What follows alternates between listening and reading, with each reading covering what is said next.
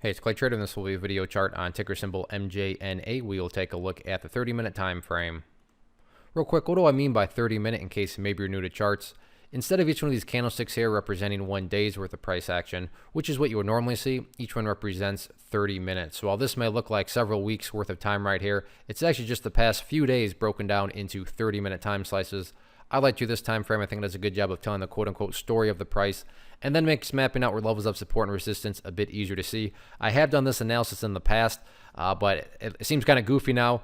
I talked about, all these annotations did pertain, and they still do pertain to the chart, but at this point, they're not relevant anymore given the price is way up there. So we're just going to start from scratch, and, we'll use these lines up here for some newer levels of support and resistance. So the first level of support and what would be the ideal level of support, meaning, hey, Clay, what would make this chart look the absolute strongest going forward? If the price can hold and stay up above $10, or not $10, 10.5 cents, so 0.105, that would certainly make the chart look the healthiest, but by no means is that a must-hold level or anything like that. So if the price does drop below it, not saying that everything is ruined or anything like that, but that would certainly make the chart look the strongest.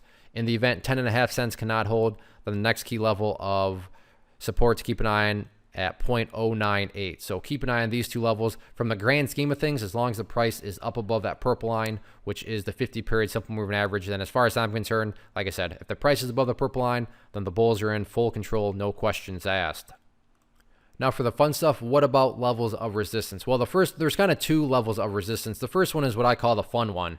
And the fun one is just, the one where you talk about it's the previous high, and that's the fun one to talk about because, if you're going to go to new highs, do battles with new highs, all that, you got to talk about that area of resistance. So that is indeed right up here at the 13-cent mark. But in many situations, there's other bridges that first need to be crossed.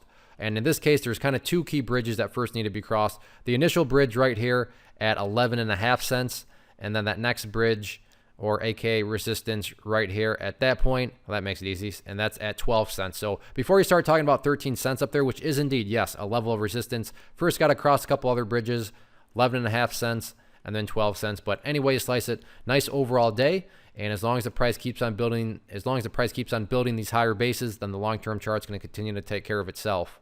One of the most popular questions I get is, hey, Clay, how do you find the stocks that you trade? So what I've done is put together this free resource guide where I talk about the tools that I use to locate stocks that I find interested in and think may have potential. So if that sounds like something that could add value to you as a trader, then by all means, click right there to get access to the guide. The guide itself is very short and to the point, and like I say, it is free. Thanks for watching. Have a good one.